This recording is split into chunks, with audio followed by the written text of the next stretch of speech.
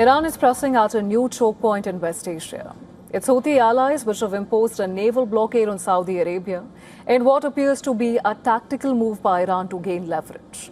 5 tankers changed course in the Red Sea to avoid the el-Mandeb Strait on Wednesday. 3 tankers carrying Saudi oil to China and India also made U-turns on Tuesday.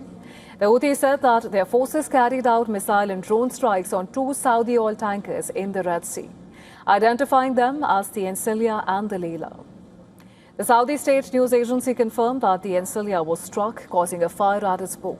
A maritime security source said that the Encilla transmitted a distress call, reported that it had been hit by a missile near the Saudi port of Jazan. Iran's near-total blockade of the Strait of Hormuz, once the route for almost 1/5 of global energy transit, has already stoked inflation around the world by pushing up oil prices. Now, the Yemen-based Houthis control areas near the el-Mandeb Strait, on the opposite end of the Arabian Peninsula from the Strait of Hormuz. El-Mandeb carries close to 7.4 million barrels of oil a day, which is roughly 7% of global output. If both choke points were to shut simultaneously, analysts warn that a quarter of the world's oil and gas supply could be at risk. For Saudi Arabia, this has become a two-front energy siege.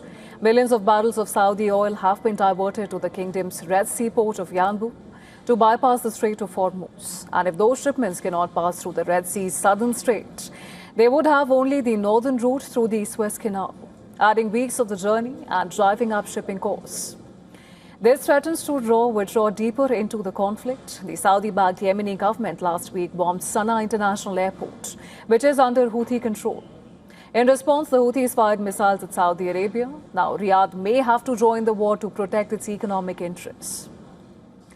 And if that happens, the war could expand further. According to Reuters, senior Pakistani leaders have told Tehran that any attack on Saudi Arabia would be viewed as an attack on Pakistan under its defense pact with Saudi Arabia. US President Donald Trump has already suggested that the Houthis' move to disrupt shipping in the Red Sea could draw the United States into the conflict. Listen to this. We've done that with the Houthis before, and we haven't heard from them in a while since we did what we did originally. That was about 45 days of very powerful action we took against the Houthis. And we've had no problem with the Houthis. They've had no problem with us for a long period of time, including during this conflict. I think that if there is something like that, we'll just have to take care of business. Taking on the Houthis would mean stretching American resources that are already focused on confronting Iran. In the past, the Houthis have successfully withstood Saudi and US-led bombing campaigns for months.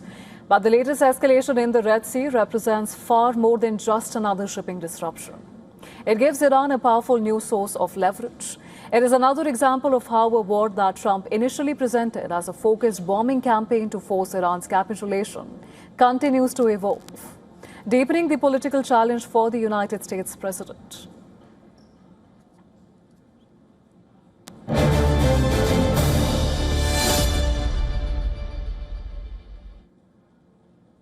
And to discuss this in greater detail, joining us live from London is Jack Rue. She's a researcher at the London School of Economics.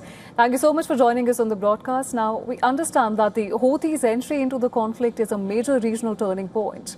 And by declaring a naval blockade on Saudi Arabia and targeting commercial shipping in the Red Sea, do you think they have raised the threat of a new choke point in the Iran war? I think we have to be cautious when we're looking at this evolving situation. There are a few factors that are still unclear. The first is just how comprehensive this potential Red Sea blockade will be. This could be a one-off incident, or it could be a blockade that widens to the scope that we saw in previous years that resulted in U.S. intervention. The second factor that's still uncertain is just how capable the Houthis will be of maintaining this blockade without the level of material and intelligence support from Iran they've enjoyed previously, because Iran is currently obviously bogged down in a war with the United States, and it seems unlikely that the Islamic Revolutionary Guard Corps would be able to continue supplying the Houthis at the level they have previously. And another factor I think that we still need to be considering is just how this situation will impact U.S. relations with its allies. U.S. allies were hesitant to become involved in breaking the Red Sea blockade in previous years, and it seems like this could be a new lever to push the United States toward a more meaningful settlement with Iran. Absolutely, Jack. And while there are many factors which need to be considered, but with the Strait of Hormuz, which is already compromised, and Houthi threats near the el-Mandeb Strait, they forced the shutdown of a second crucial maritime route. And it seems that Iran is pursuing a pincer strategy, which is focused on the Strait of Hormuz and Bab el-Mandeb, to intensify economic pressure on an already overwhelmed U.S. military. Do you think the Houthis' entry will alter the strategic calculus for Washington here?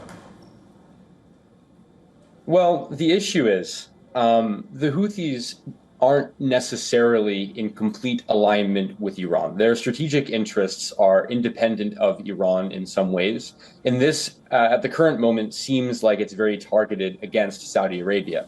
But like I said before, if this widens into a more general blockade of the Bab al-Mandeb, that could very much alter the strategic calculus for the United States by creating even greater pressure on the international oil market, as you mentioned, and also by impacting shipping in general.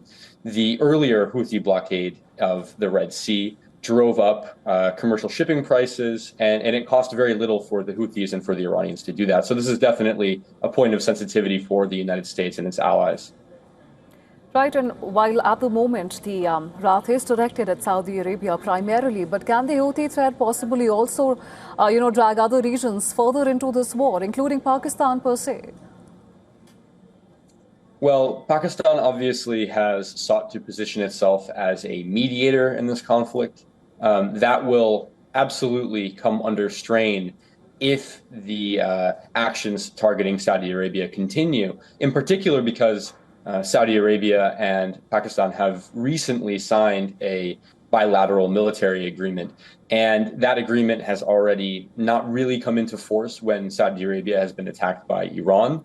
And that will come under increasing strain if these actions targeting Saudi Arabia continue. Right, those are all very valid points, Jack. Thank you so much for joining us on the broadcast and sharing your perspective with us.